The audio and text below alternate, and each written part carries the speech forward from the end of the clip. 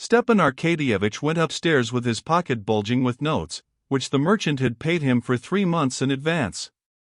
The business of the forest was over, the money in his pocket, their shooting had been excellent, and Stepan Arkadyevitch was in the happiest frame of mind, and so he felt specially anxious to dissipate the ill humor that had come upon Levin. He wanted to finish the day at supper as pleasantly as it had been begun. Levin certainly was out of humor, and in spite of all his desire to be affectionate and cordial to his charming visitor, he could not control his mood. The intoxication of the news that Kitty was not married had gradually begun to work upon him. Kitty was not married, but ill, and ill from love for a man who had slighted her. This slight, as it were, rebounded upon him.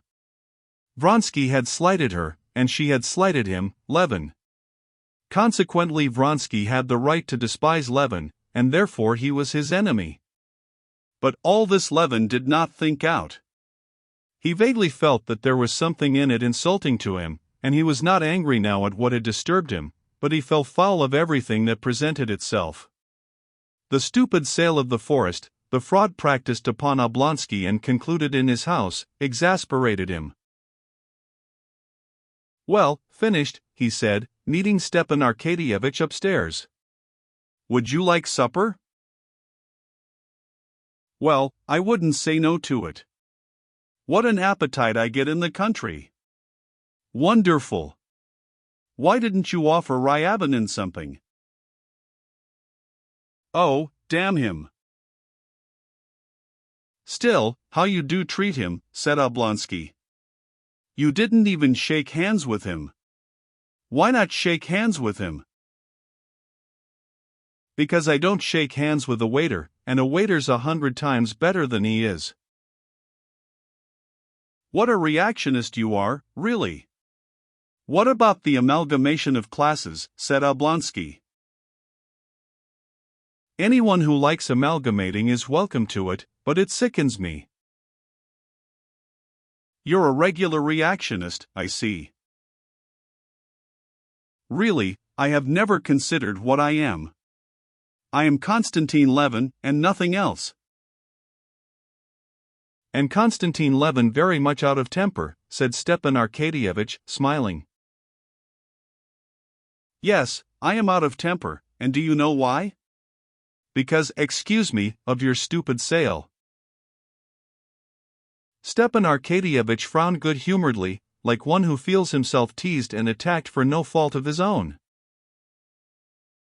"Come, enough about it," he said. "When did anybody ever sell anything without being told immediately after the sale it was worth much more? But when one wants to sell, no one will give anything." "No, I see you've a grudge against that unlucky Ryabinin." "Maybe I have. And do you know why? You'll say again that I'm a reactionist, or some other terrible word, but all the same it does annoy and anger me to see on all sides the impoverishing of the nobility to which I belong, and, in spite of the amalgamation of classes, I'm glad to belong. And their impoverishment is not due to extravagance, that would be nothing. Living in good style, that's the proper thing for noblemen, it's only the nobles who know how to do it. Now the peasants about us buy land, and I don't mind that. The gentleman does nothing, while the peasant works and supplants the idle man. That's as it ought to be. And I'm very glad for the peasant. But I do mind seeing the process of impoverishment from a sort of I don't know what to call it innocence. Here a Polish speculator bought for half its value a magnificent estate from a young lady who lives in Nice. And there a merchant will get 3 acres of land, worth 10 rubles, as security for the loan of 1 ruble. Here, for no kind of reason, you've made that rascal a present of 30,000 rubles. Well, what should I have done? Counted every tree? Of course, they must be counted. You didn't count them, but Ryabinin did. Ryabinin's children will have means of livelihood and education, while yours maybe will not. Well, you must excuse me, but there's something mean in this counting. We have our business and they have theirs, and they must make their profit. Anyway, the thing's done, and there's an end of it. And here comes some poached eggs, my favorite dish. And Agafia Mihailovna will give us that marvelous herb brandy.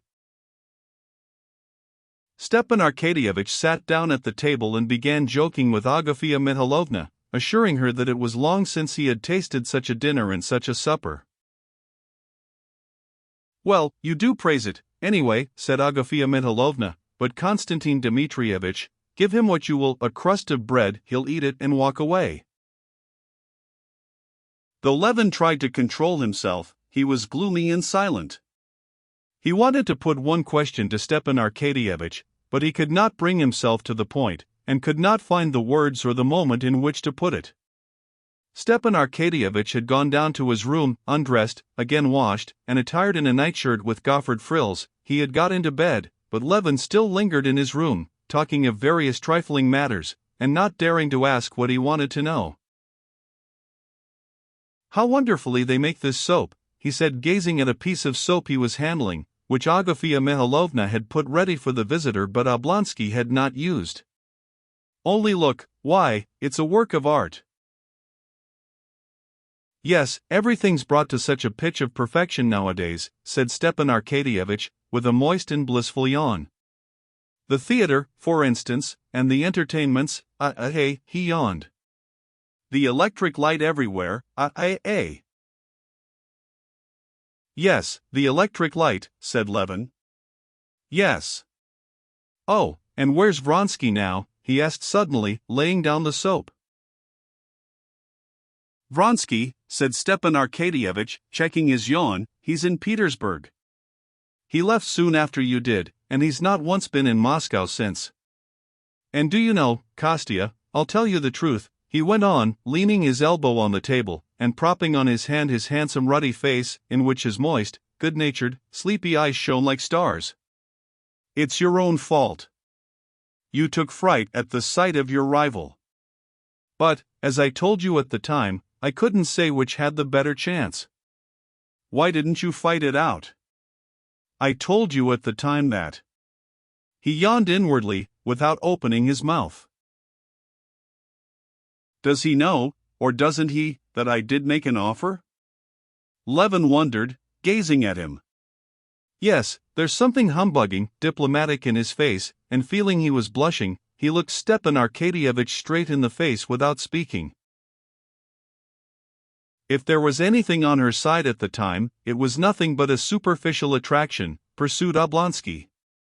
"His being such a perfect aristocrat, don't you know, and his future position in society, had an influence not with her, but with her mother." Levin scowled. The humiliation of his rejection stung him to the heart, as though it were a fresh wound he had only just received. But he was at home, and the walls of home are a support.